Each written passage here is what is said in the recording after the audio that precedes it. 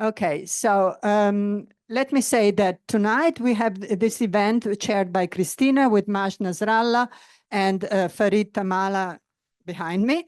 And I will allow then Christina to explain everything about her guests, etc.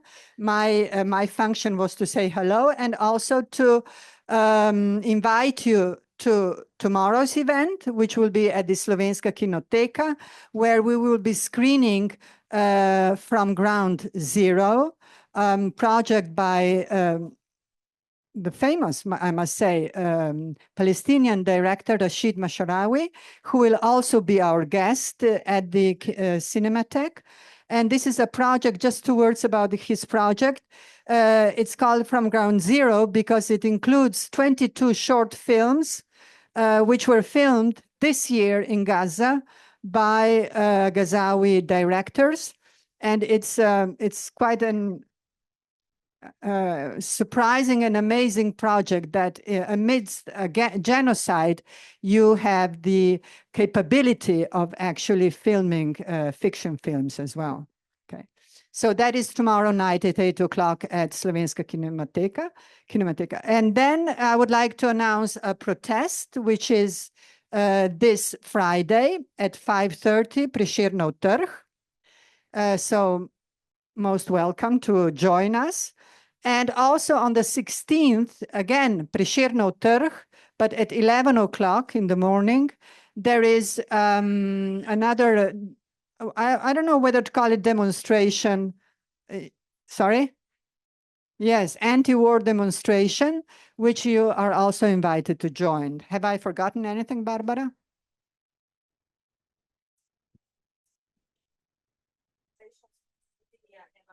Yeah, okay. And it's the title is not in my name, if I'm not wrong. Yes. Okay, thank you very much. Thank you, Nada. Thank you, Fareed, for somehow initiating or giving the final push so that we are together tonight here, talking to you via Zoom and with Majdom Nasrallah, who we're really happy that is still or again here with us in Ljubljana.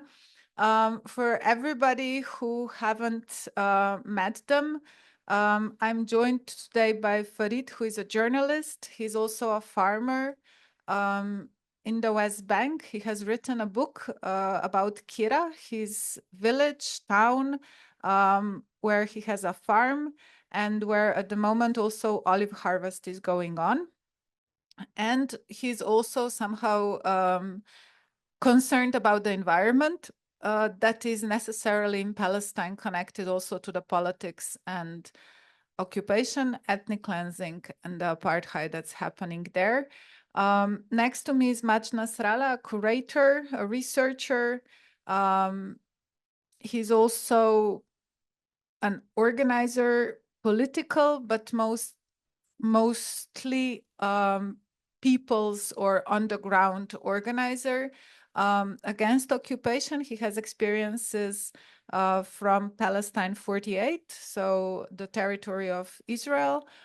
And he has grown up in East Jerusalem, but has worked also in Ramallah in the recent years. So it's going to be, I think, and I believe, a really rich discussion and trying to understand culture as broadly as I think is practiced and lived in Palestine. You are most welcome also to join us in the discussion and ask questions, join in the conversation. But I would start first with Fareed because it is the time of olive harvest. And we have talked a few days ago also about the fact that this is something that's happening in Palestine. This also means that the attacks by the illegal Israeli settlers are increasing. Olive trees are burnt, cut down. However, what Fareed, I think, last year said is that Kira is lucky.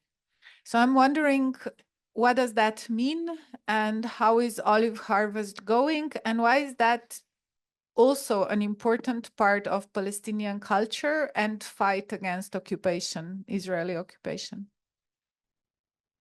Good evening, everyone. Thank you for inviting me for this event. I'm really happy. I'm always happy to be like in such events, and also I have visited Slovenia many times, and I feel like home when I'm in Slovenia. So my best regards to you all and to the audience, and I hope that you will enjoy this discussion tonight and it will be useful.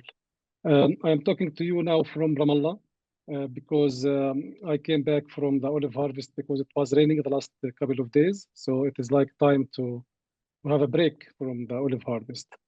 And also the olive harvest is a very important season in Palestine. We call it the father of seasons, Abul Mawasim, which means that it's the grand season in Palestine. It used to be like this, and still until today, we are doing the olive harvest every year in October and November.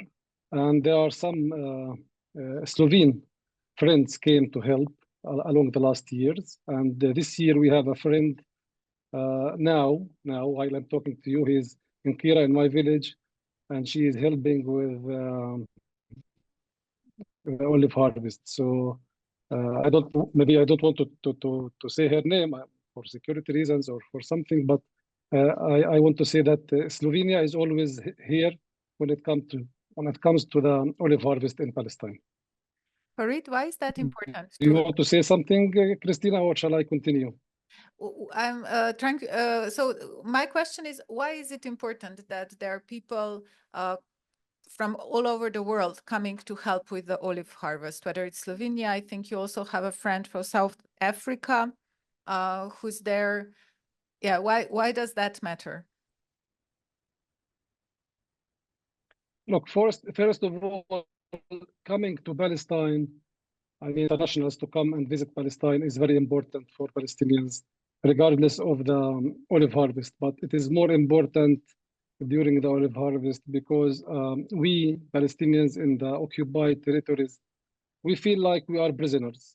And while you are a prisoner, you always welcome and like visitors to come and tell you what is happening around the world.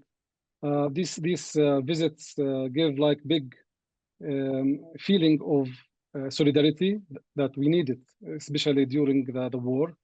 And also when it comes to the olive harvest, it is very important because it is like interpretation of solidarity into action. And when people come to help with olive harvest, they are not only helping with the physical work, but also spiritually, it is very important that we Palestinians feel that we are not alone. We are not left behind in front of the Israeli occupation. And these visits are very important also for the people who are coming because they will see by their own eyes what is happening on the ground here. And usually when you come to Palestine and see what is happening, it is deeply touching experience.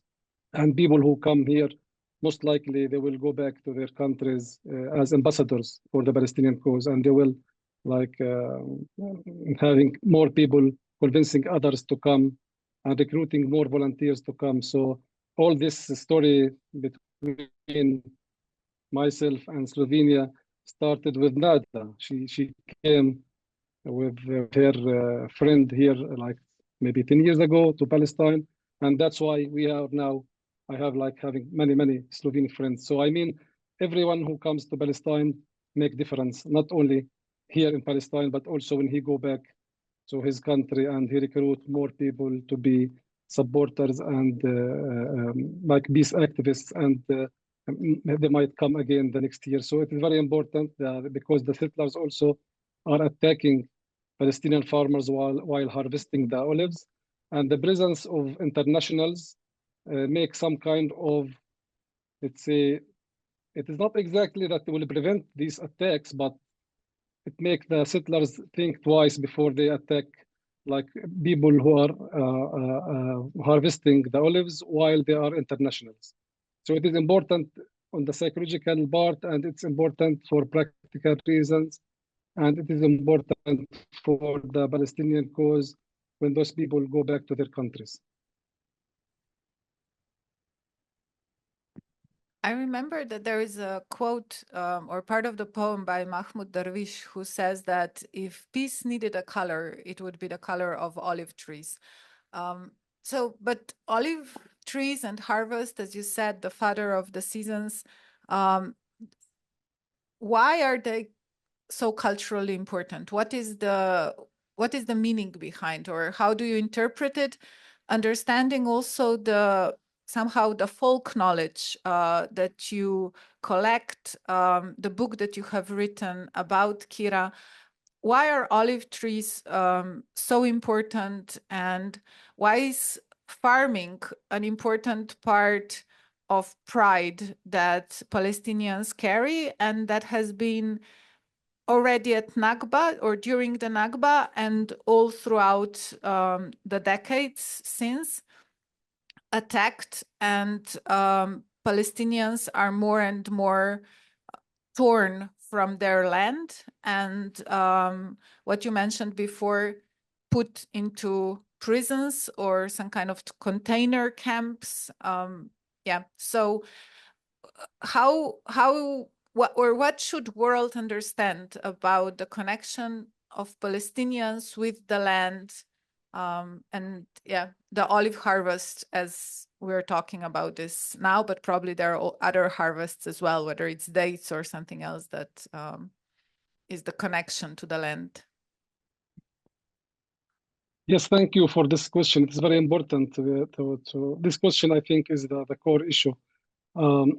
Just let me say that the Palestinians, generally speaking, are like rural society. It's like agrarian society.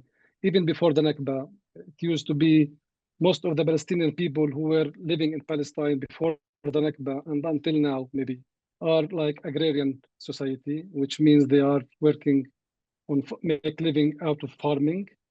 And there are two main pillars of the Palestinian culture. The first one is the connection to the land, because they are agrarians. And the second pillar is the respect for family. When you talk about family plays a very big role. When I say family in Palestine, it doesn't mean my father and my mother and my sisters and brothers. It is the extended family. It plays a very important role, and that comes from the rural society that need physical work and need protection, and that make the family more important in the life of Palestinians. And when you connect that, because we are connected to the land, our culture, I mean, our heritage, all our songs, our folklore, our jokes, our dance, even the Dabka dance is related to the work in the land. And all these like romance and love stories took place like while the women are like even harvesting or planting with men, or when they are going to the water spring to collect water. So all the Palestinian culture is related to the land and related to the family and to the village. And when you talk about the land, we have two main seasons, two main products. It is the oil, the olive oil, and the wheat. So we have Arabic proverb, Palestinian proverb says, if you have two, look, it says, كم حزيت أسدين في البيت, which means that if you have at your home, you have olive oil and you have wheat, you have two lions at your home, which means it is very important to have olive oil and wheat. You can survive if you have both of them. So the olive harvest, first of all, the wheat now disappeared almost in Palestine, wheat harvesting and wheat planting, because wheat needs like more flat land, coast area, and it used to be in the coast area, which now is occupied by the Israelis, and Palestinians were kicked out of these lands. So we lost the wheat, especially the varieties, the seeds, the original seeds, the Palestinian indigenous seeds were lost by the Nakba. So now we have olive harvesting, the main one. So olive harvest is very important because it is related to the olive tree. And olive tree, for those who don't know what is the olive tree is a very slow tree. I mean, you plant it. Here we have like this Arabic proverb says, your grandfather plants for you and you plant for your grandchildren. because if you plant the tree today, it will take like 10 years until it starts giving the first fruit, or maybe 15 years or 20 years. So that represents, but at the same time, it is very resistant, and it resists all the conditions, the drought, the heat. So it represents the Palestinians. I mean, we are very patient, like the olive tree, and we are very slow, but we are going in one direction, resistant. We know what we need exactly, and that's why when you come to Palestine, you can see olive trees. We call it the Roman olive trees, which means it was planted during the Roman Empire, which means like 1,000 years or 700 years or 2,000 years. And there is a big tree near Bethlehem. It's like more than 3,000 years old. So the olive tree is very slow, very attached to the land, and very patient. And that is very important. So this is from the spiritual part, I mean, the heritage part. And most of our songs and folklore is related to the wheat and to the olives. From the economic side, it is very important to make living for people. The olive harvest in Palestine is still like family-oriented farming, or we don't have agro-business in Palestine, by the way. We have no big companies doing this farming and agriculture. It's more like family-oriented small business. I mean, most of the people who are harvesting their own trees. For example, my farm is like, I have 1,000 olive tree. It's most of it is I inherited from my grandfather, and my grandfather inherited from his grandfather, and etc. So some of my olive trees are like 1,000 years old, and I can, like, maybe many of the friends there who are sitting now in the chairs, they came to Palestine and they experienced this. They saw these trees, and it is very emotional when you are harvesting those olive trees, when you feel that your grandparents or generations and generations have harvested those trees along like hundreds of years.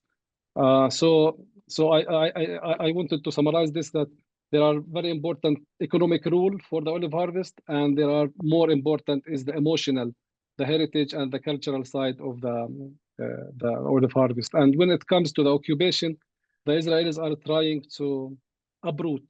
The Israelis uprooted like millions of olive trees in Palestine, and still doing that every day. Every day I see by my own eyes olive trees being torched, burned, or uprooted, or destroyed by the settlers and by the Israeli army.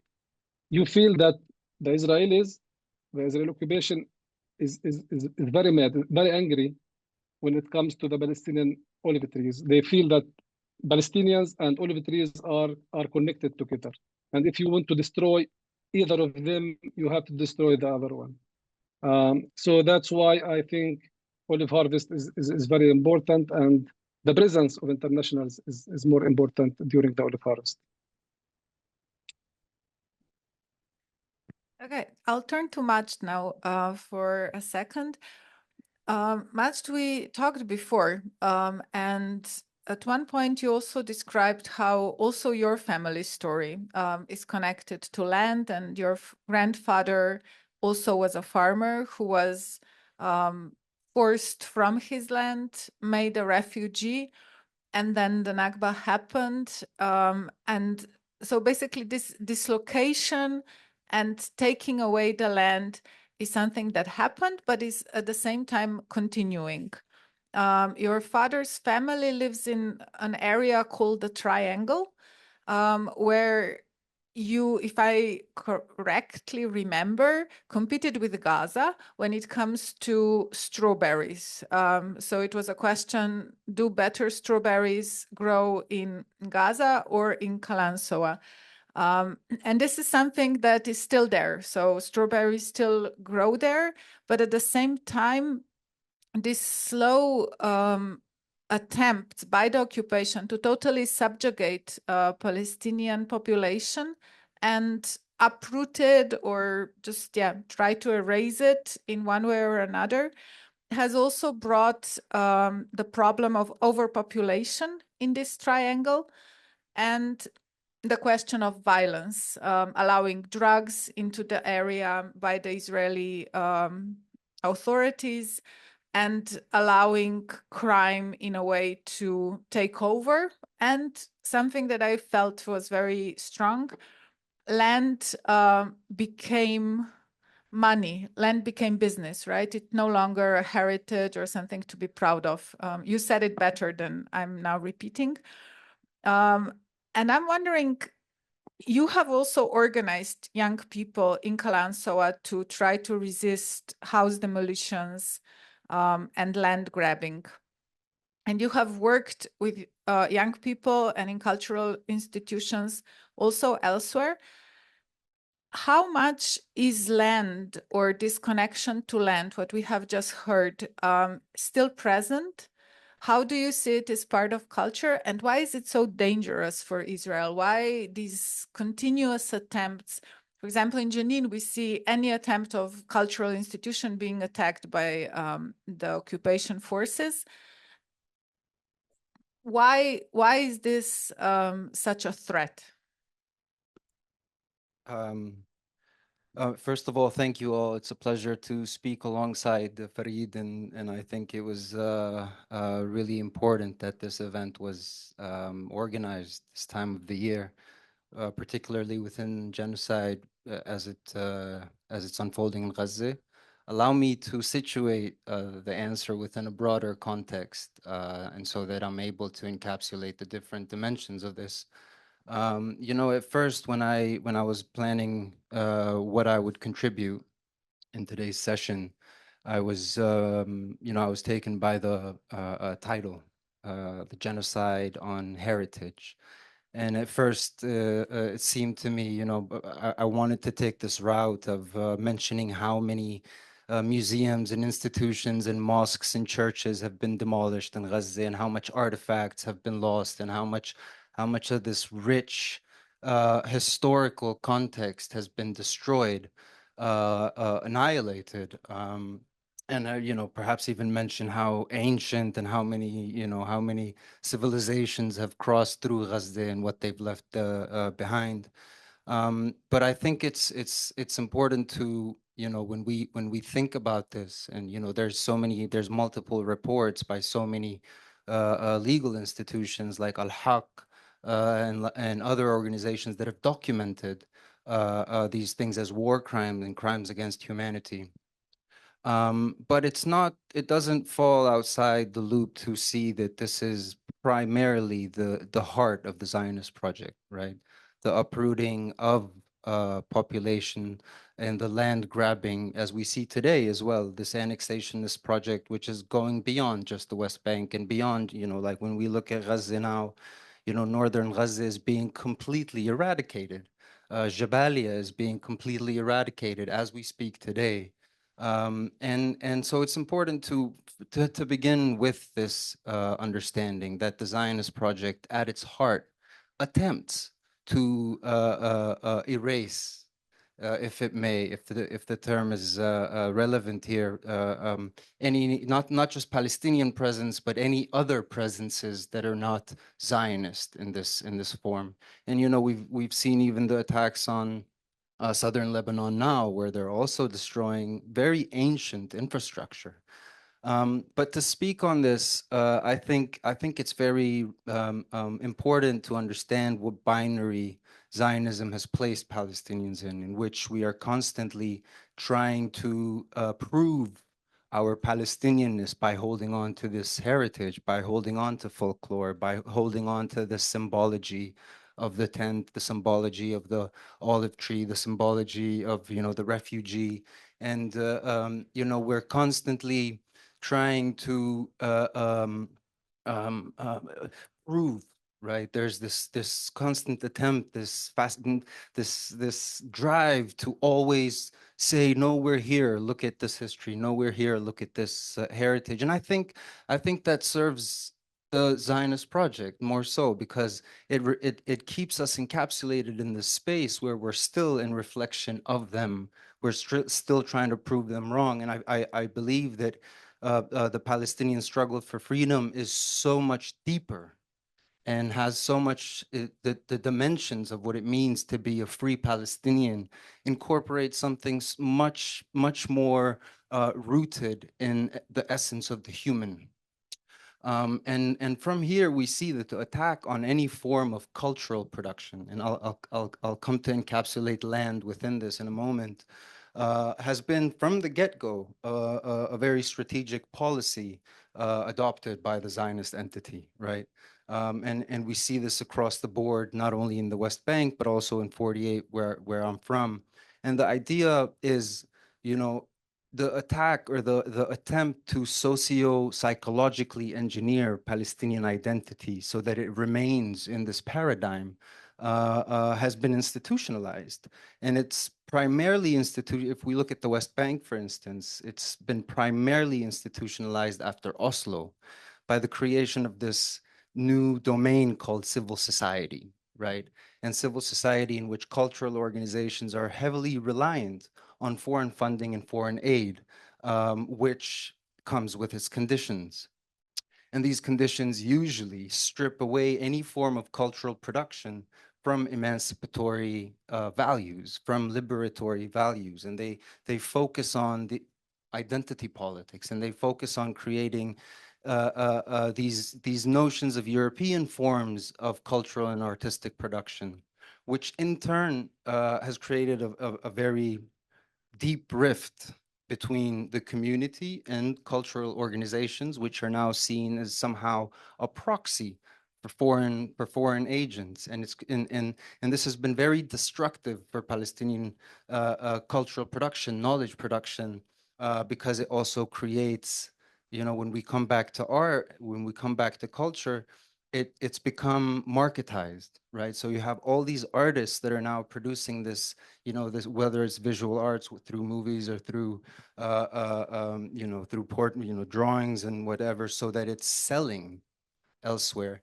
And I think, you know, this is the major danger that cultural production in Palestine today faces. And from this place, it's very important to understand that culture in this sense is the domain where values are produced, values of liberation, values of freedom, values of a new society, of what it means to be a new Palestinian, right? To go beyond just this attempt to constantly prove ourselves or prove that we exist, but furthermore. And when it comes to land, you did mention something very, very important. It has become a commodified notion, right? So I did mention this to you the other time. My grandfather did not need a Palestinian flag to know that he's Palestinian. And at the time, and I'm sure Fareed agrees with this, you know, this connection to land was a very integral, organic livelihood notion. So yes, in the mountains of the West Bank, or as it's called, the West Bank today, olive trees are the dominant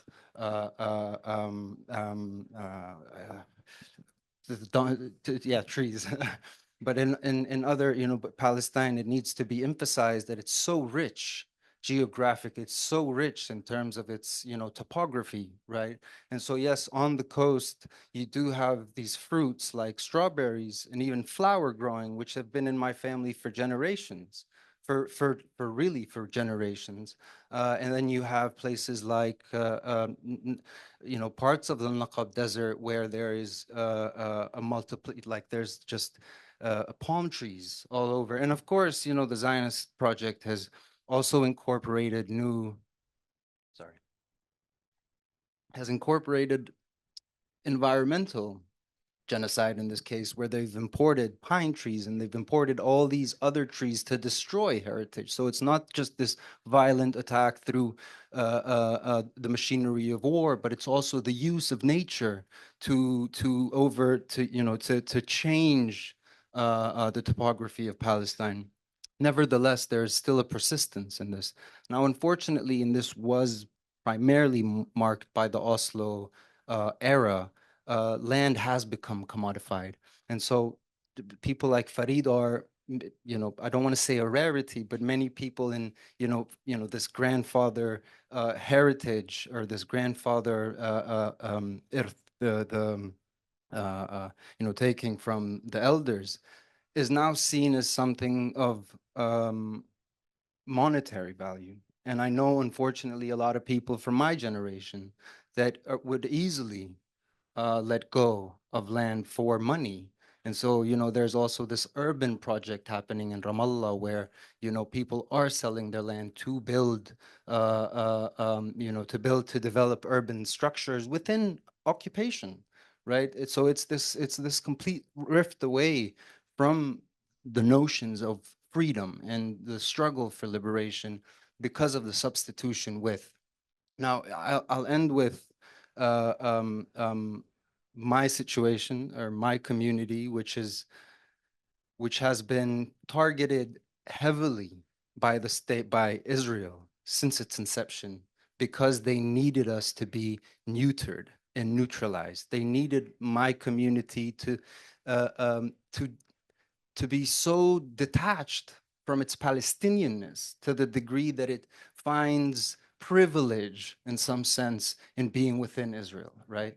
And so one of the first things that they did under martial law between 1949 and 1966 is they stripped us away from 93% of our private owned property.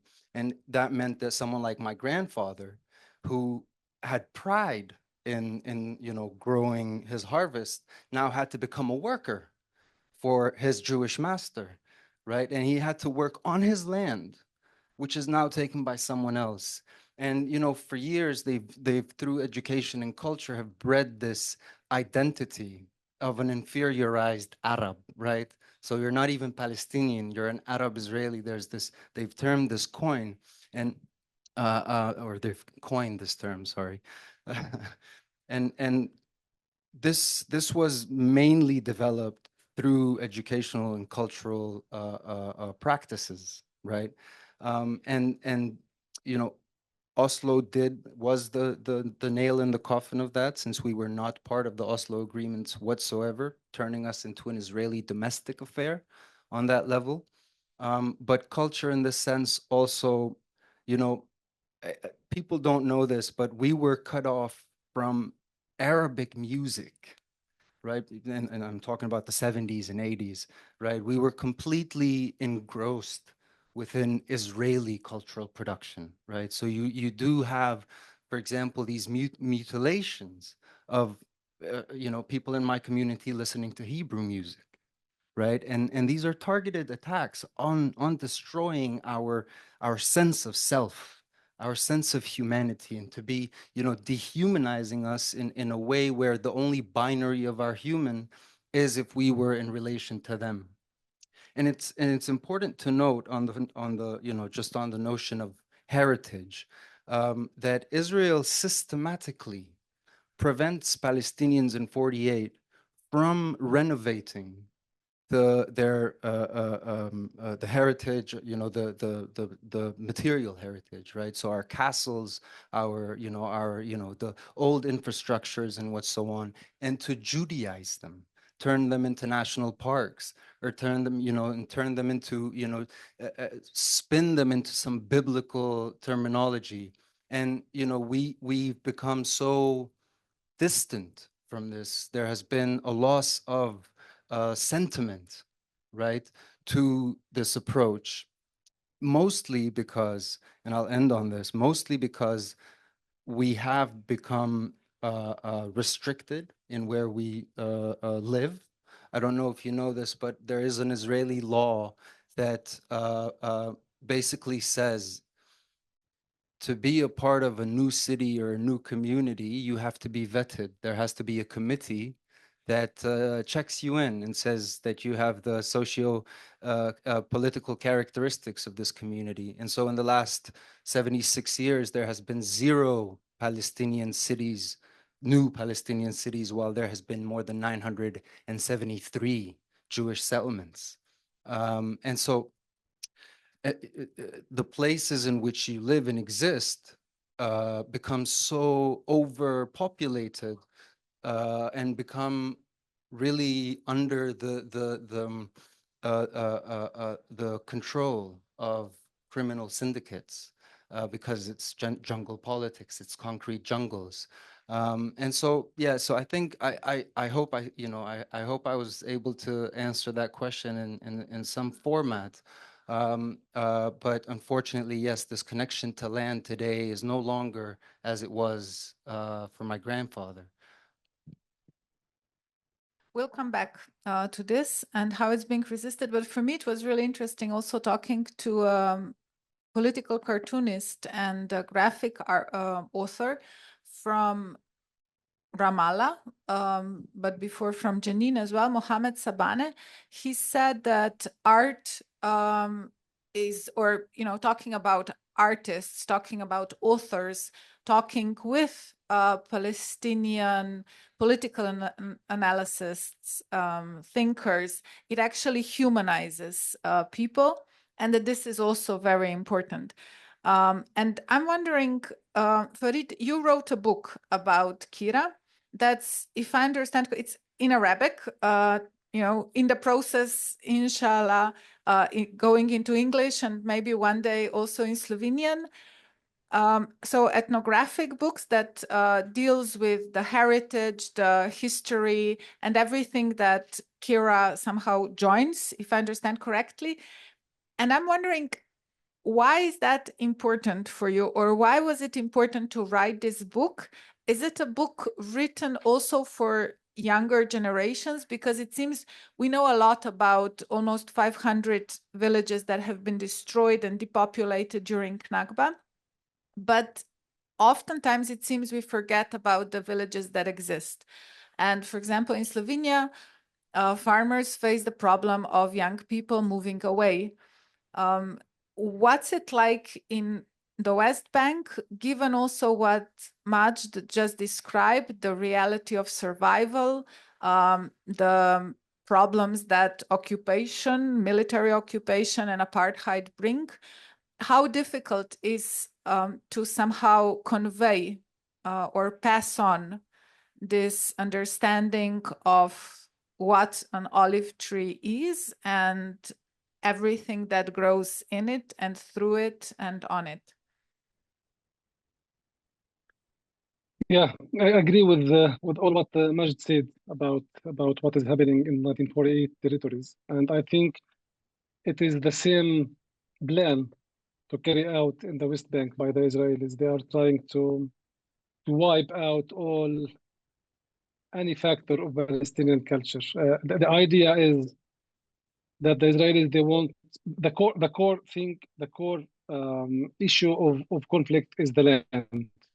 So the Israelis are trying to get the land, but without the people who are living in this land. This is the main goal of the Zionist movement, to take over the land, but they don't want people to be settled on this.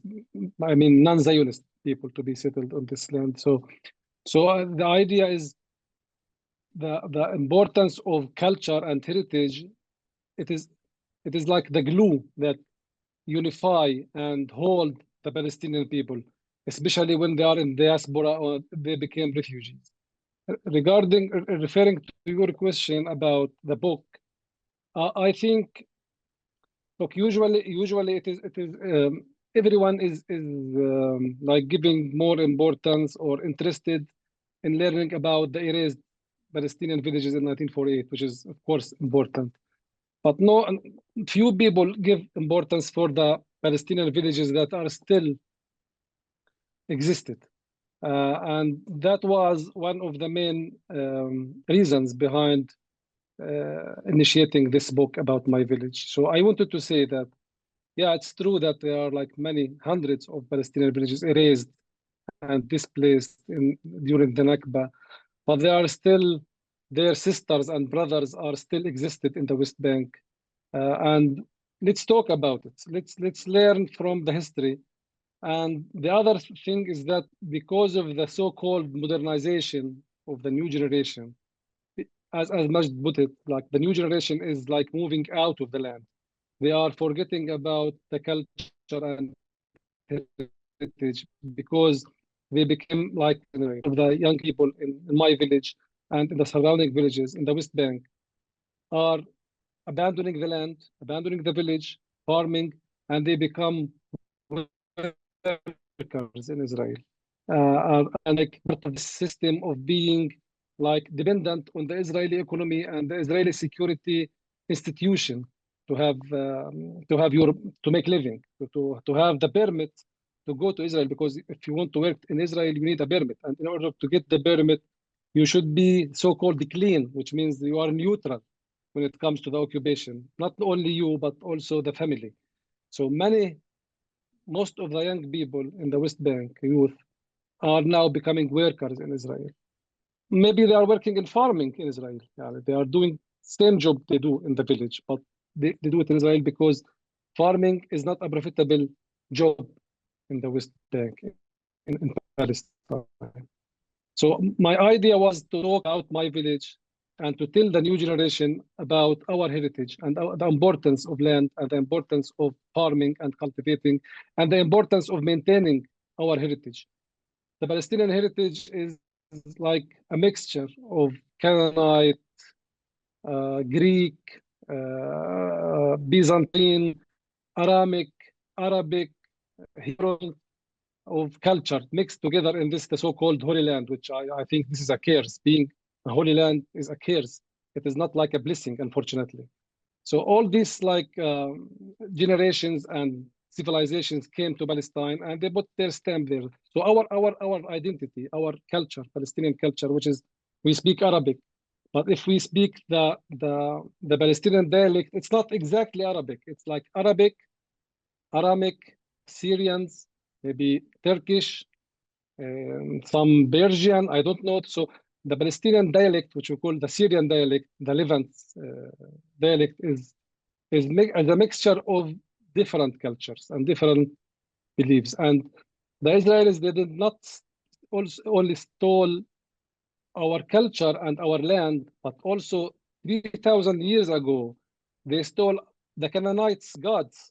So El, for example, which is the main god for the Jews, is a Canaanite god. He was the god, the main god for Canaanites. And his son Baal is another one who was stolen by the Israelis. They stole the goddess, the gods, the beliefs, the religion, and also they stole the names of the locations, the names of the villages and the mountains and the valleys and the water springs. All this was stolen along like thousands of years. So I wanted to tell people, or to give the audience this kind of, Kira is a small village. It is nowadays it's like 1,000 people, the inhabitants. So imagine like 1,000 years ago, it was like maybe 50 people or 40 people living in. How they did survive and manage to survive all these wars and famine and poverty and drought, earthquakes. So this is the main question I was trying to talk about, why Kira and many other villages around Kira survived along the history, mainly because of farming, because every single village used to be like self-sufficient. I mean, it's like a unit, a small unit. So my village, for example, it was like divided into many areas. One area is for the olives, one area for wheat, one area for fruits and vegetables, and other area is for like, let's say, pastury, shepherds, for animal livestock. So because the village was a unit, it should be self-sufficient. And people were like, if they are like isolated from the whole community around, they can survive because they are producing the needs. As I said before, قمح وزيت أسدين في البيت. Wheat and oil is 2 lions at home. So it means that you can survive if you have these two items at least. So in my book, I started talking about Kira. By the way, Kira is a Canaanite village. Even the name Kira is not Arabic. So the name of the plots of land, it's not Arabic. So now we have many plots of land, because in Palestine, I don't know in Slovenia, but in Palestine, every plot of land has a name. So if I want to go and like harvest this plot of land, it has a different name from the other land or property. So most of the names are not Arabic. So even until today, we are using these names, but we don't know what it means. Even my village name is not Arabic name. It is Aramic name. It's Canaanite name. I don't know exactly, but it is not Arabic. And most of the villages surrounding Kira is, the names of the villages have nothing to do with Arabic. It is not Arabic names. Most likely it's Syrianic or Aramic names. So the idea is that Kira survived along like thousands of years because it was self-sufficient. And nowadays, this it was like part of like a complete society that is self-sufficient. I mean, in Palestine, we used to export cotton to France. This is like, I can't believe that now. When I think about it, I said, this is impossible. It was in Al-Muthallath, Majd, the area where are you coming from? It was famous for producing cottons and sesame, and they were exporting cotton and wheat to France, in addition to olive oil and other stuff. So it is now we are being like, the land is being stolen, and the heritage and culture, which is related and attached to the land and farming, is being disappearing day by day. And now I think within 20 years, our situation will be similar to what happened in Gaza. In Gaza, the Israelis are genociding Gaza, and the people of Gaza, because they are crowded in small camps, they have no land to farm. They are like starving because of that. And it's the same in the West Bank. I think we are like taken to this destiny that we will be deprived from our land. They will take our land and they keep us isolated in small villages here and there, and no connection between the villages. And people they don't have the knowledge to do farming, and then they will starve, and they will be completely dependent on the Israeli economy or the Israeli work market, etc. So the idea is that we are trying to attract young people to come back to farming and to the heritage. My big fear is that our heritage, one day it will be in the museums only. And it will disappear from the daily life. So my idea, my dream, my goal, my vision is to have this, all this like heritage and culture being used on daily basis. And that's what, this is my main point.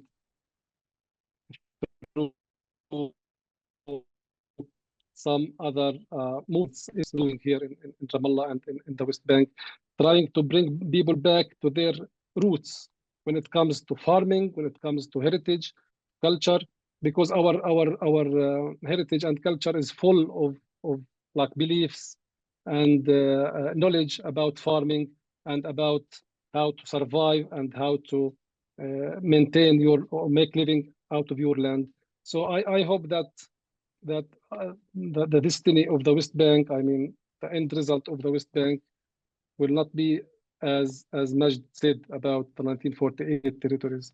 So we still have some hope that we can maintain the land that we have, and we can practice our heritage and culture and do farming. I know this is like not easy. It's not easy in the West Bank to be a farmer or to be attached to the land. It is like full of challenges. The settlers, like 2 days ago, there is like a settler called Yaqub. He's like a cowboy, ride a horse and with guns. And he comes to the people while harvesting and say, go out, this is my property. You are not allowed to be here. And they shot many people, asking them to leave. I mean, it is not easy to still doing farming these days in the West Bank. But my hope that we will make it like feasible and possible, at least for the time being. Inshallah. As you say, much better, but I think it's a good somehow resistance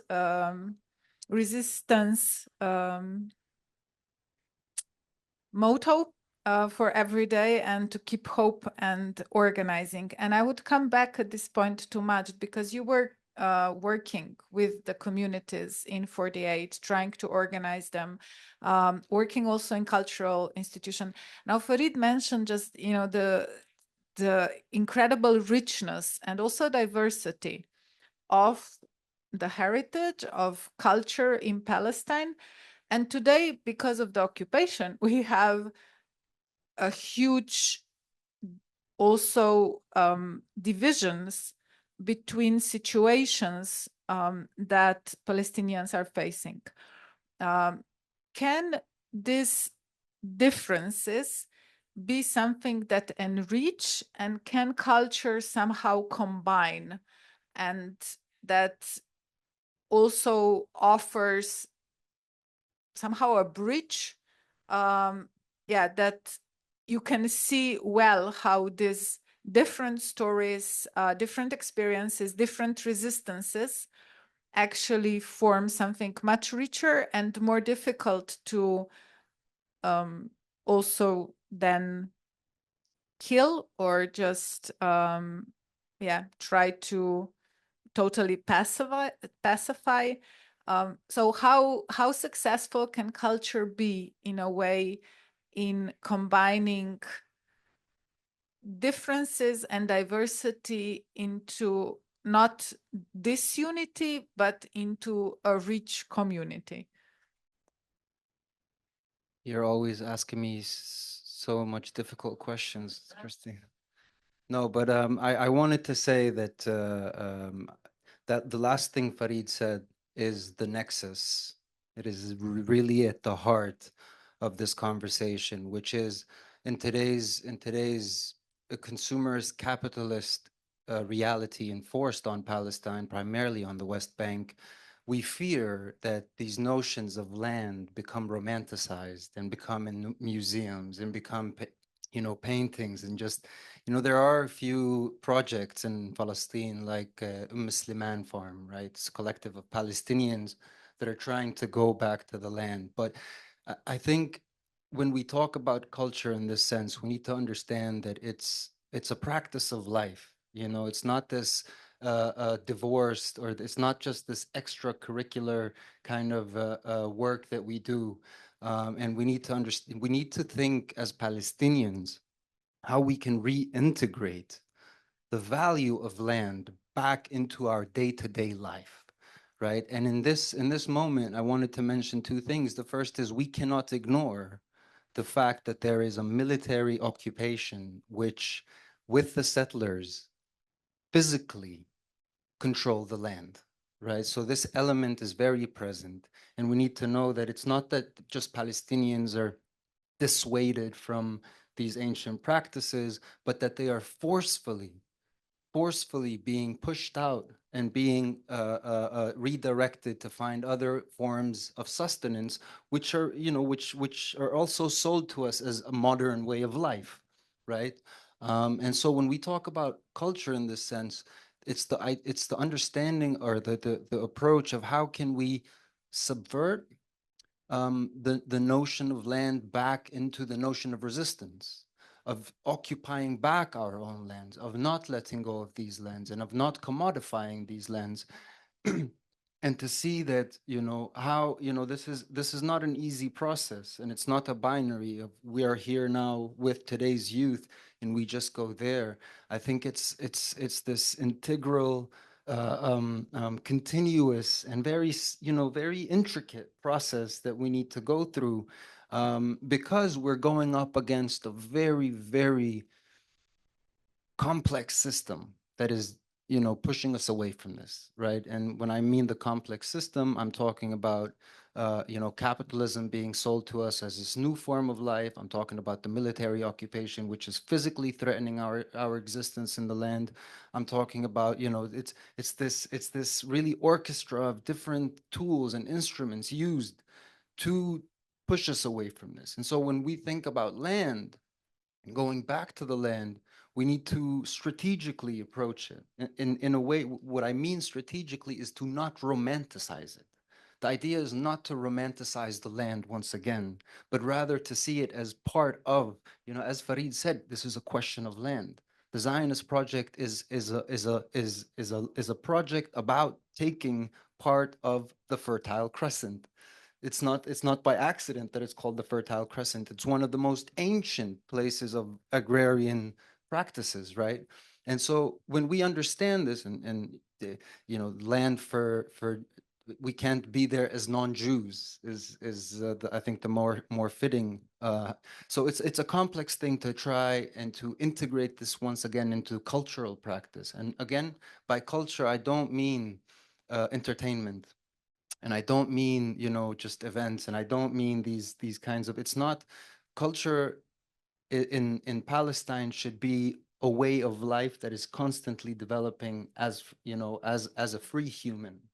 And so it's not easy today when I think about it, when I think about the young guys in Muthallath, in the Triangle, who are mostly inclined to become manual laborers, just like, the 250,000 workers from the West Bank that go into Israel to work. But similarly, the youth in my community are further inclined to be part of, criminal syndicates. And so it's not an easy question, right? It's really not an easy question. The only way we can begin a process of resituating it at the heart of our liberation project is through popular political education, right? It's through working with communities on the grassroots and trying to bring them back into these practices in a way that they find themselves in it, right?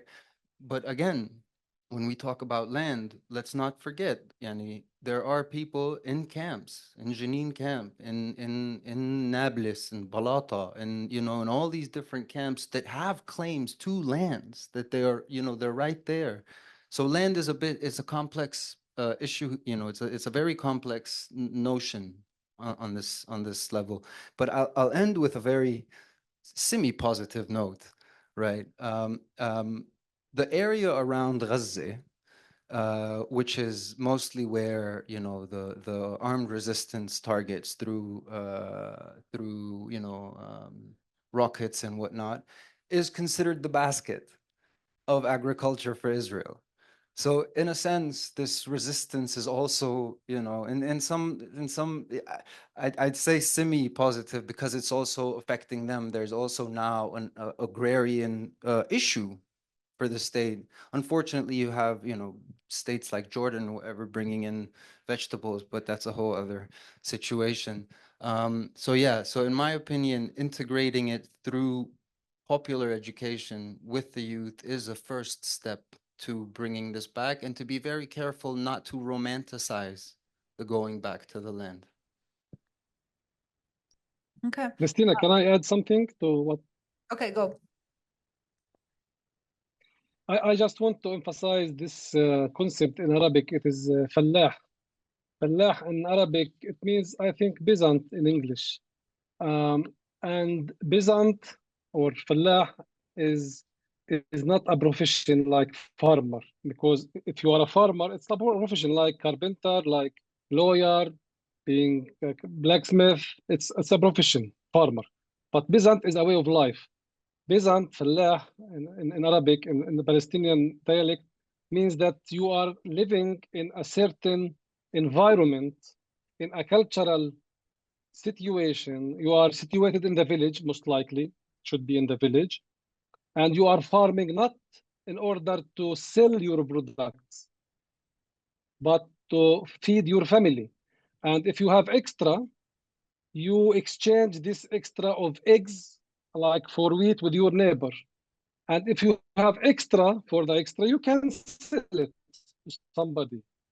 And you should be living in the village and practicing the life, the culture, the heritage. It's like a way, a style of life. So being fallah or fallahin means the people who are living in the countryside and are practicing farming, and they are practicing the Palestinian culture and heritage and folklore. So now most of the people in the West Bank are not fallahin.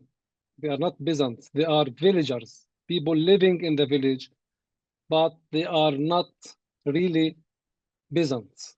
So what we want exactly, as Majd said, we want to bring back the young people, the new generation, to go back to the style of life of fallahin. Being fallah means you are speaking like fallahin, you are practicing like fallahin, you are farming not to sell. This is very important.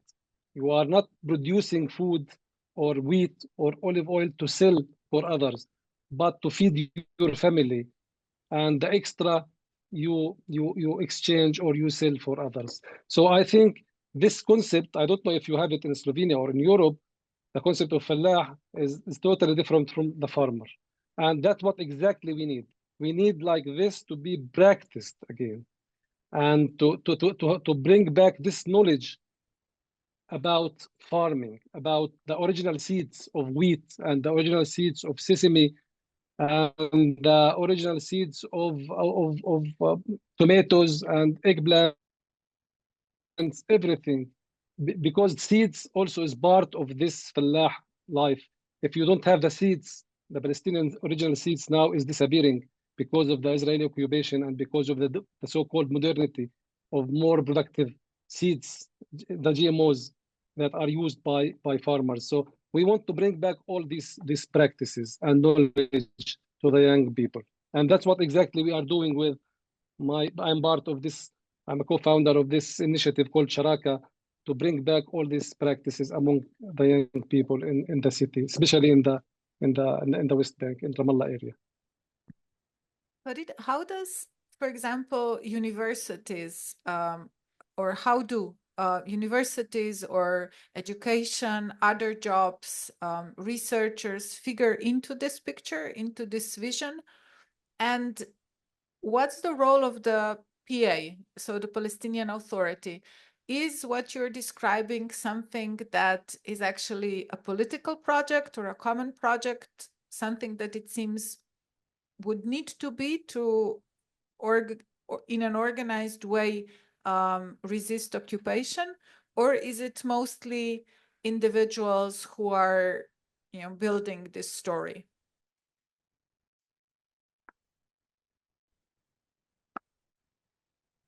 Unfortunately, there is no like policies or laws or like organized efforts by the Palestinian Authority, and this is a big topic.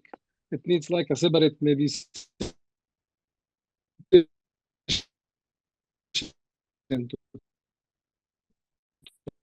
talk about the Palestinian Authority. It needs like a lot of talking and. But generally speaking, it's more about small initiative here and there taking place. Maybe the NGOs, the Palestinian civil society organizations are doing some good job with that. Universities, they are trying to do their best. But the size of this, let's say, war on Palestinian culture is much, much, much bigger than any kind of initiative here and there. It needs like a systematic plan, by the Palestinian Authority, but they are not doing this. And unfortunately, most of the donors who are giving like donations for the civil society organizations to do activities or carry out some projects here and there, it's conditional and they add many conditions. For example, now the Europeans, the EU, is enforcing new regulations and new, let's say, demands over the Palestinian textbooks, for example. They are trying, I mean the EU, not America, not the Americans, the EU also are trying to dictate. They are linking their donations to the Palestinian Authority in exchange of changing the textbooks, the Palestinian textbooks, the syllabus, and to remove everything related to the resistance and occupation and the historic Palestine and about culture, this heritage of the Palestinian people. They want this to disconnect the Palestinian as a people, the displaced people, to talk about. They don't want to talk about refugees and all these things. So I mean, the donors also are playing a negative role when it comes to maintain the Palestinian struggle or the Palestinian heritage and culture. So I wanted to say that this war or genocide against our culture is a big one. It is like not only Israeli, but also from the internationals. I mean, especially Europe and the Americans. They are trying to erase everything related to the Palestinian struggle and resistance from our mind. They want to brainwash the new generation. And I see now many people are moving from the countryside, from Area C to the Palestinian cities. And even even though in the areas like, this is complicated. Maybe I have to explain what is Area A and Area B and Area C. I mean, the West Bank is divided into 3 main areas. Area A is the cities where now I'm living, and Area B is the site map of the villages, which means Kira, for example, my village. The houses of the village are Area B, but the lands are Area C. That belongs to the Israeli security. It's the responsibility of the Israelis.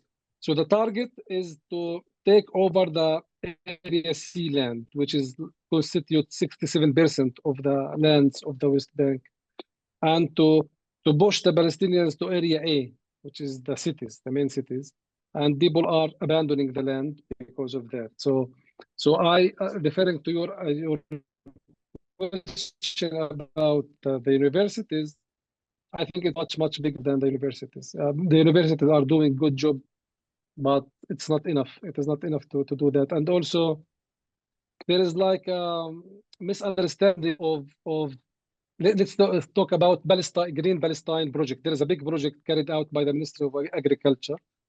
They are trying to plant every year like 1 million tree, like along 5 years, or 2 million trees, I don't know. But they are talking about big projects. They are giving for free like small plants, or what do you call it? Majd, what is it? Shuttle seedlings or Seedlings. مجد ايش الشتل بالانجليزي؟ Seedlings. Yeah, they are trying to distribute.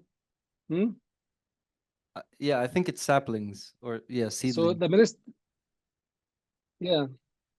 the Ministry of Agriculture, Palestinian Ministry of Agriculture, are distributing every year during the planting season in January and February seedlings for free for people in the countryside to plant.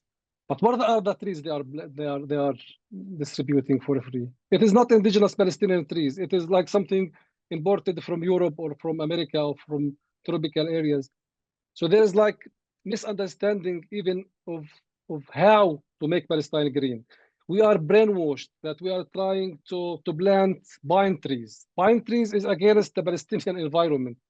Pine trees could be good in Europe, but in Palestine we need like these indigenous trees. So even the municipalities and the Palestinian Authority, when they are trying to do good things here and there, they are doing the wrong things. I don't know if they understand this, it's misunderstanding, or this is something dictated by somebody. So I mean, even the good initiatives here and there are wiping or washing or removing the Palestinian culture and the Palestinian heritage. And as I said before, now most of these CSOs, civil society organizations, activities, cultural activities are in the museums. So if you want to know about the Palestinian dress or clothing, you go to the museum and see them like hang here and there, and you can enjoy them. But if you need to enjoy the Palestinian heritage and folklore, you just go to the countryside, to the Fallahin, to the peasants, and you will see it there. You will see it's practiced. So why the hell you need to go to the museum? Why we are like focusing on our heritage to be in the museum and the exhibition? So I'm always like in discussion with my fellow educated people, friends. All these people, most of them are my friends. So I have this dialogue with them. Why we, the elite Palestinian, like academics and like painters and poets, they are making the Palestinian culture and heritage available in the museums and the exhibitions. While if we just drive like 15 minutes out of Ramallah you will find the Palestinian heritage being used in the countryside. No, let's go there and let's do it there. So like, I don't know. I disagree. I'm like, I'm not happy with all these activities, cultural activities taking place by the cultural Palestinian, whether official or non-official organizations. Max, would you like to respond in any way also to the question of donors and how it's controlled?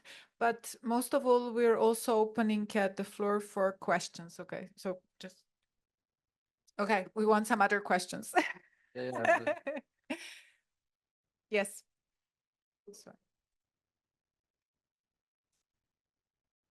Fareed, can you hear me? Fareed, question for Fareed, first of all. Can you hear me? Yes, I do. Yeah, about the internationals coming to olive harvesting.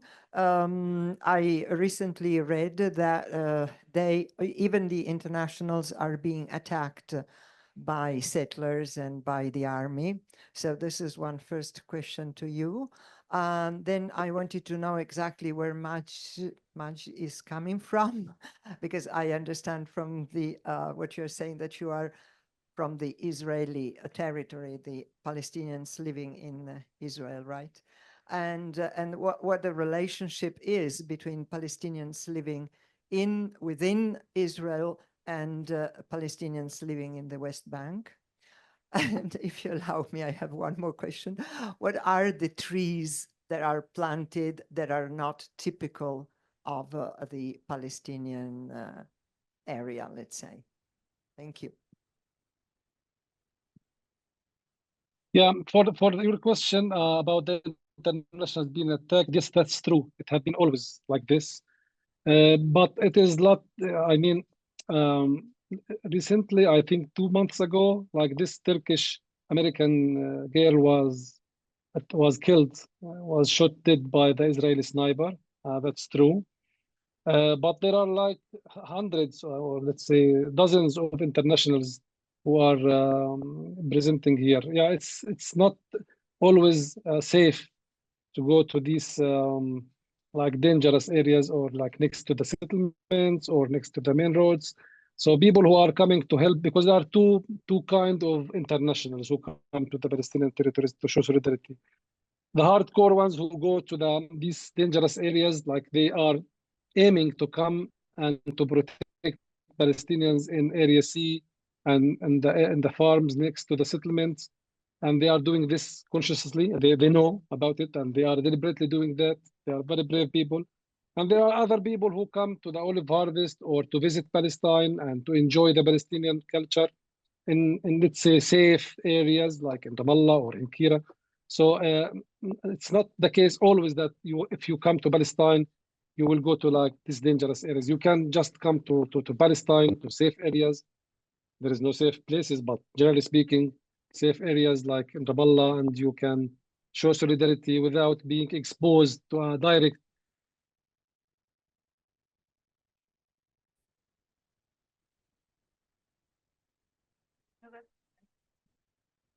I think matched your turn. Kalansoe and yeah. Yeah, I'll try to be brief. So basically, in 1947, when the Israeli militias started the ethnic cleansing process, and in which more than 750,000 Palestinians were ethnically cleansed, there remained about 250,000 Palestinians. You might be familiar with this, and we were left as the token card. In any case, these Palestinians are divided on two fronts. First, geographically, and then legally. Geographically, in terms of population, there is the Jalil, the Galilee as it's known, there's the Triangle, and there's the Naqab Desert. Legally speaking, there is how Israel approaches us, not as Palestinian, but it divides us into 4 different subsects, which are Druze, Muslims, Christians, and Bedouins, as they call them, as if Bedouins and Muslims are not the same. And what it's done is it's created micro struggle for each one of these subsects. So in the Naqab Desert, it's really mostly about unrecognized villages. When we talk about land, you have a country, a town like Al-Araqib, which has been demolished more than 250 times, I believe, in the last 10 years or so. In any case, the triangle area is a cluster of almost 14 originally agricultural towns. And when they drew the green line, it was very important for Israel to include us into its sovereignty because of our geostrategic location. Because had the triangle been part of the West Bank, the stretch between the sea and the border with the green line would have been 7 kilometers. So there's this anecdote that Golda Meir sat with the Jordanian king at the time and just, she pointed at this area. She's like, we want this to be part. And he's like, it's so small. So we give it. And so today, the triangle area, unlike places unlike Nazareth, which is a major city culturally, historically, these 14 towns had no gravity culturally towards Palestinian cities. So what naturally would have been Tulkarem, a district that Kalansawa would have been a part of, we were left kind of like an orphan community. Today there's 300,000 of us. But yes, so it's a community in the heart of the Zionist entity, if we may call it that. By the way, we're developing this new term. We're calling it Heartland Palestine. And yeah, so it's heartland as in we don't recognize the Israeli, not even calling it the Israeli state or the entity or whatever, just Heartland Palestine. And part of the whole pouring drugs and guns into our communities is because they want to keep us so distracted from any liberatory process. And so I hope that answers the question. Triangle area is, it's not really a triangle. It's a cluster of these towns right next to the green line. Yeah, and Kalansawa, where I'm from, is about 30 kilometers from Tel Aviv. So they needed us to be very neutralized. Kalansawa, and speaking about names, it does have a history.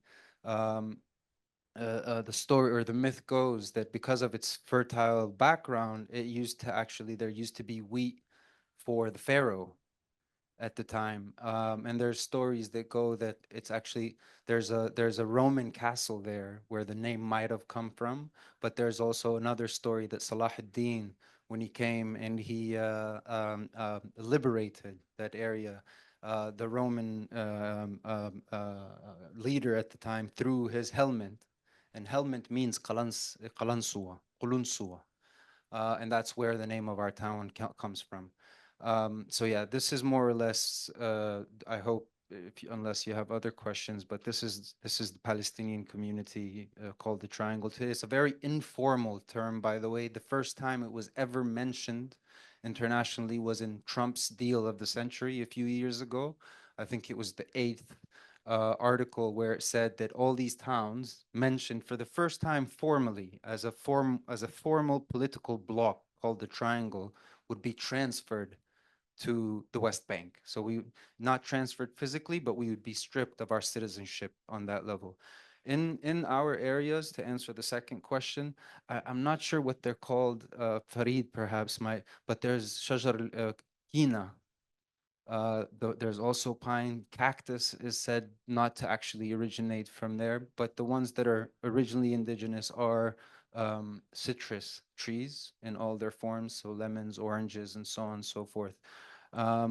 Yeah, I think in our area that's mostly kina. إيش الكينا? شجرة الكينا. It's very popular. I don't know in Arabic, in English. Yeah, me neither, but they've imported a lot of it because we're on the coastal plain, so it's like the prairies. And these trees really they seep into the soil and they ruin all of the, it's mostly around where the villages were. So yeah, these are, and yeah, it said that cactuses might have, I'm not sure, this is something that needs to be checked fully, but there's a lot of cactus plants, at least around Qalansawa. the relations. So yeah, Israel worked very hard to break any relation we It is had. like, Majd, it is eucalyptus. Eucalyptus. Yeah. الكينة.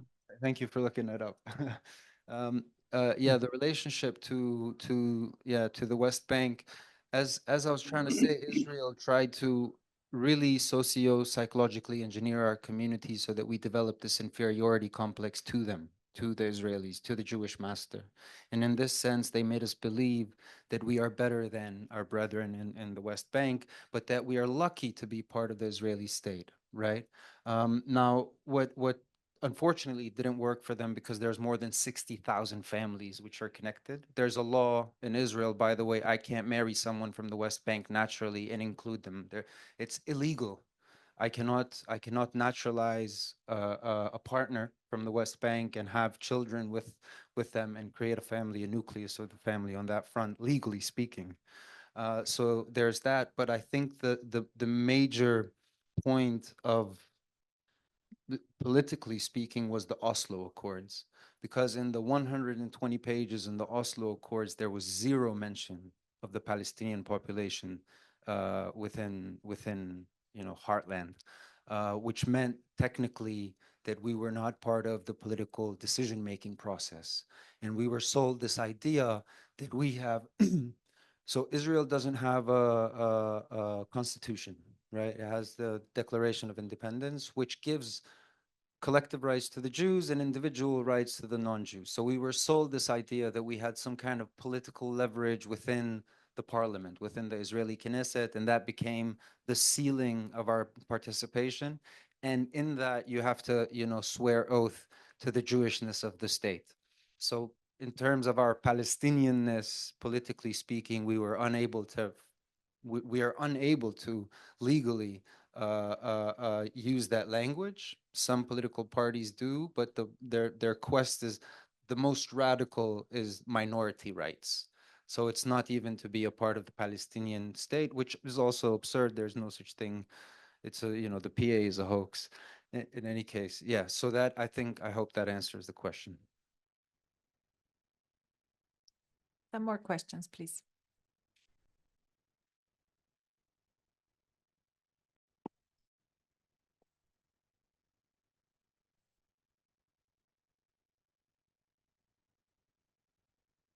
Yeah. Hey, thank you so much, both Fareed and Majd, for your insights and this cultural representation about Palestine. And yeah, we hope we could carry your voices to the people we know and like our own communities as well. My question is regarding the ways to mitigate this disconnect and this loss of heritage that you see in the younger generation.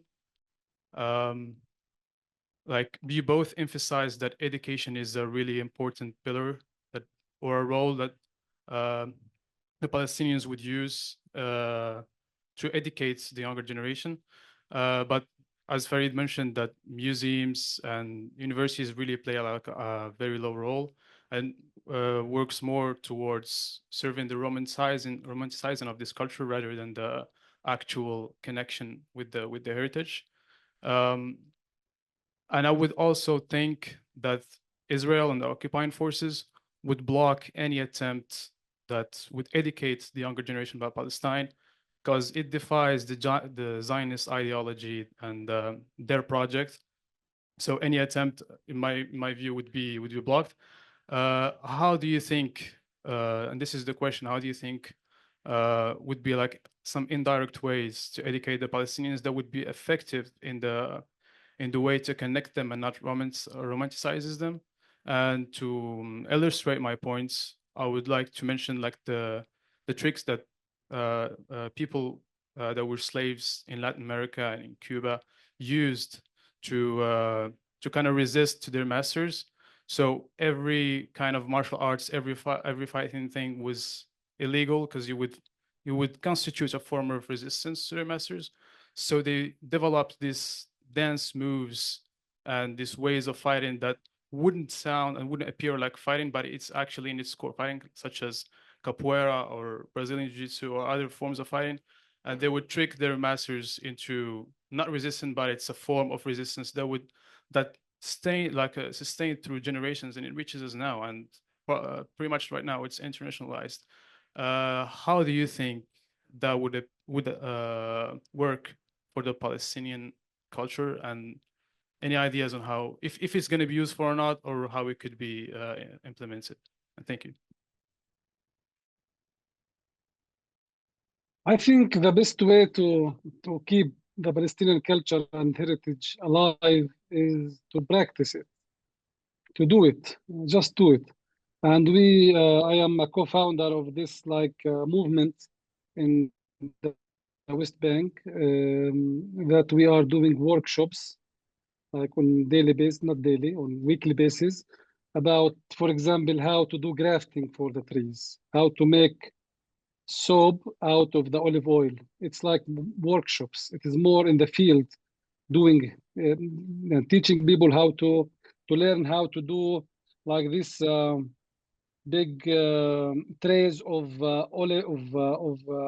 wheat hay, how to turn them into like trays and sell them, make living out of this, and how to do plowing the land, how to do the pruning of the trees. We are doing almost every month. We have like workshops here and there, everywhere in the West Bank. Like dozens of people attend, especially young people, to learn how to do these things. So I from my point of view, I am not an academic. I am more like fallah, a journalist doing these things on a regular basis, trying to inject all these values and knowledge again in the society. So I'm trying with my colleagues. We have like dozens of volunteers who are organizing these events and these workshops in Ramallah and Heba and Jenin, in Nablus, everywhere, trying to bring back this knowledge and to inject. And there is a very important technique of farming. We call it zara'a ba'liya, which means that you plant the tomatoes, for example, without irrigation in summer. And summer in Palestine, we have no rain. I mean, from April to September, there is no one drop of rain. So we are teaching the people how to plant the tomatoes without irrigation, using the original seeds. And this word Baal comes from the Canaanite god, Baal, the god of rain in that time. So I mean, we one of the, maybe Majd have other answers, but from my point of view, maintaining the culture and heritage should be through practicing it, through injecting it into the new generation. And we are doing our best. I mean, I know it's small things here and there, but this is the best I can do.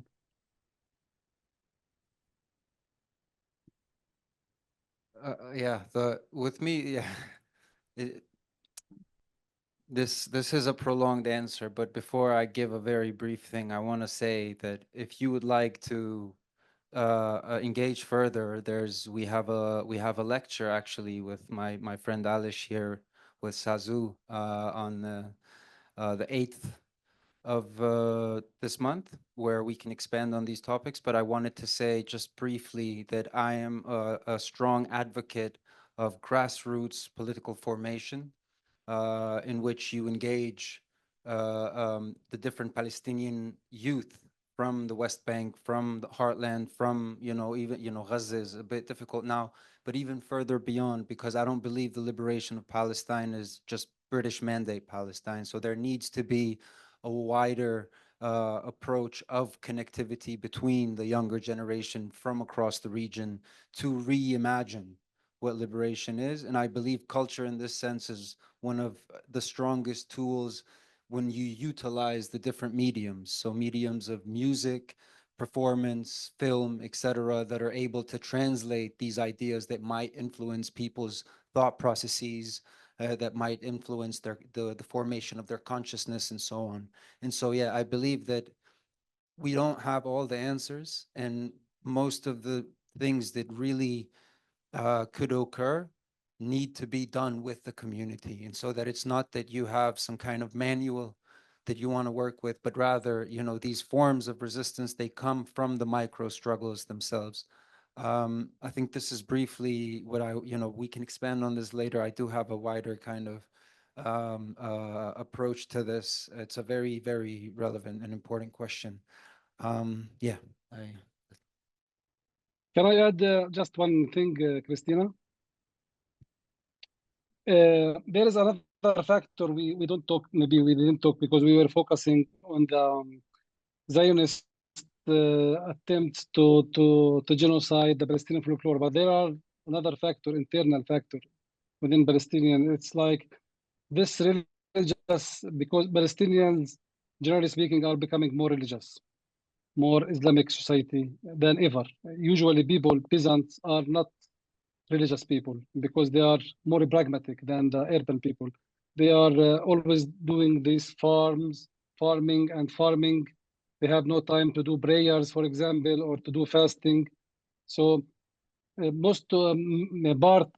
part of our problem when it comes to the traditions and heritage is that the new wave of Islamization of the Palestinian community is becoming from the Saudi Wahhabi perspective, which is like making everything almost haram, which is forbidden according to Islam.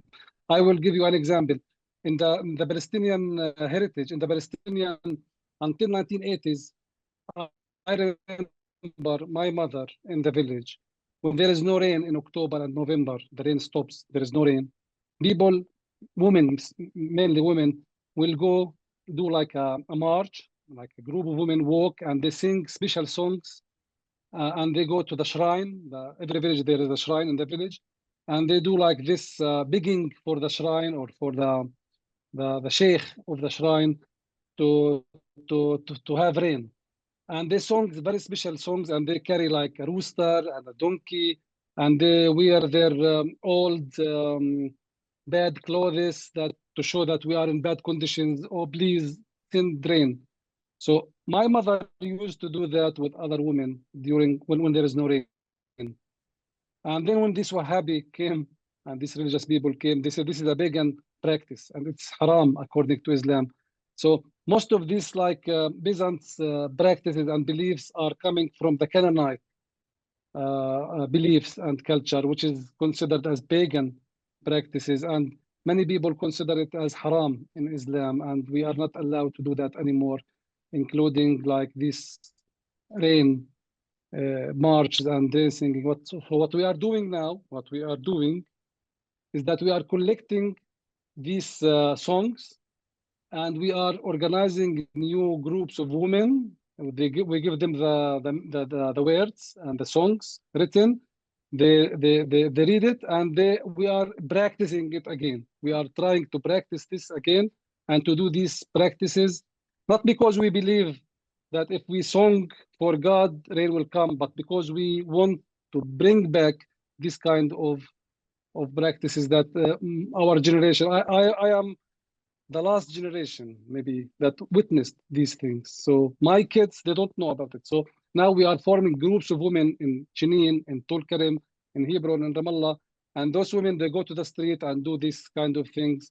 But now because of the war, we are a little bit stopping that, but that's what we used to do it along the past 10 years. We are educating people, reviving these practices, and try to not, as they said before, not to keep them in the museums and exhibitions, but to practice them, to practice this, to do it. Any more questions?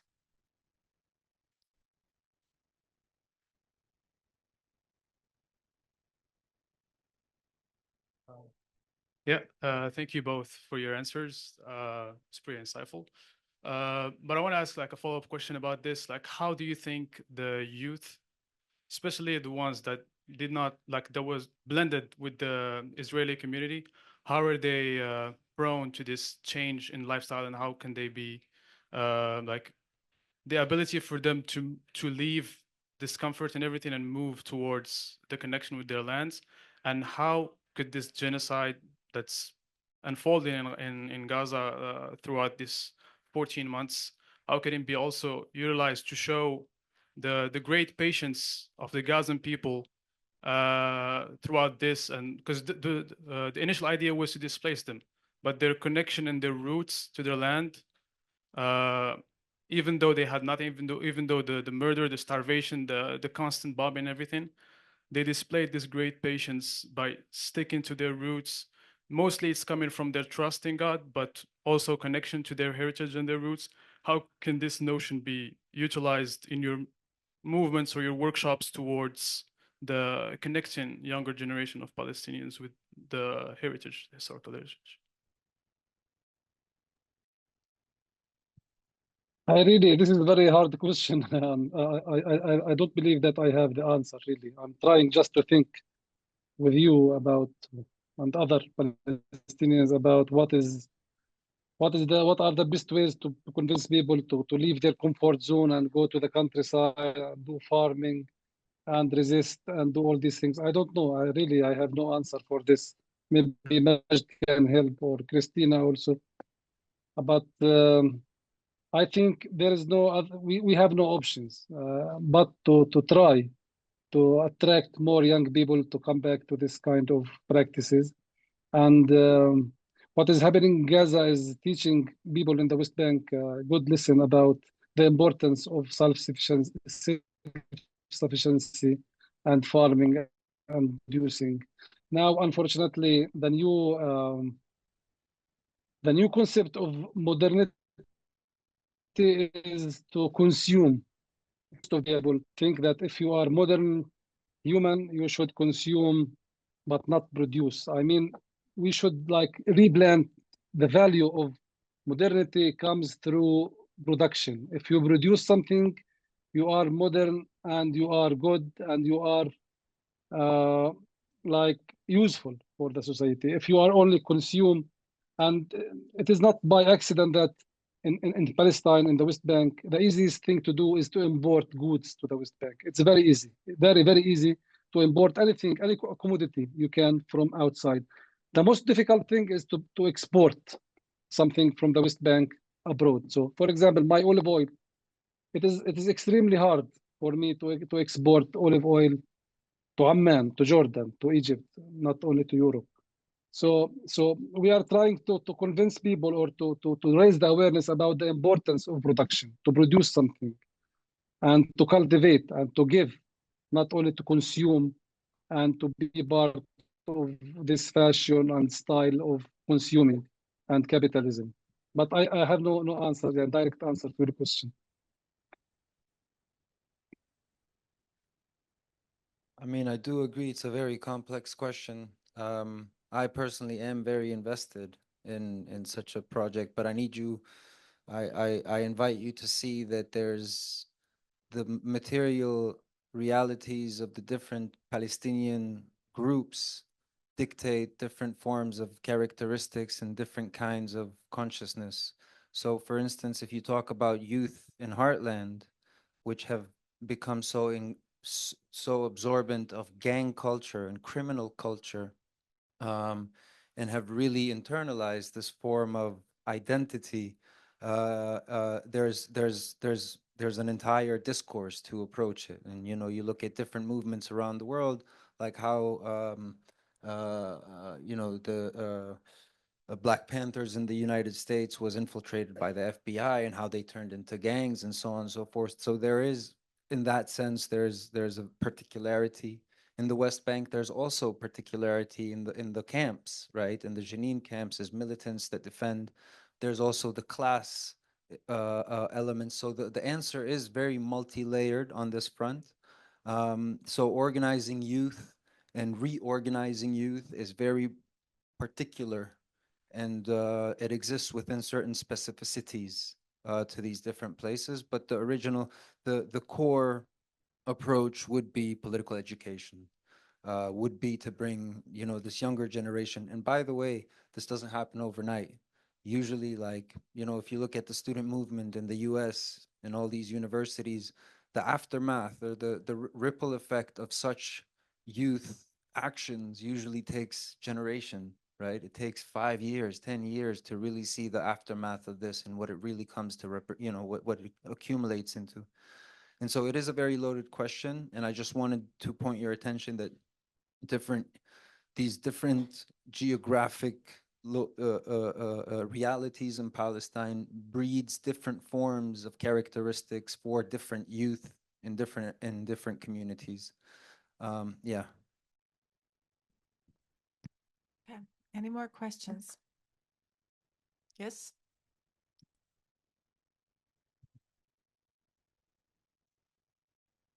Fareed, Majd, and Christina, thank you for everything that you do. My question is directed at both.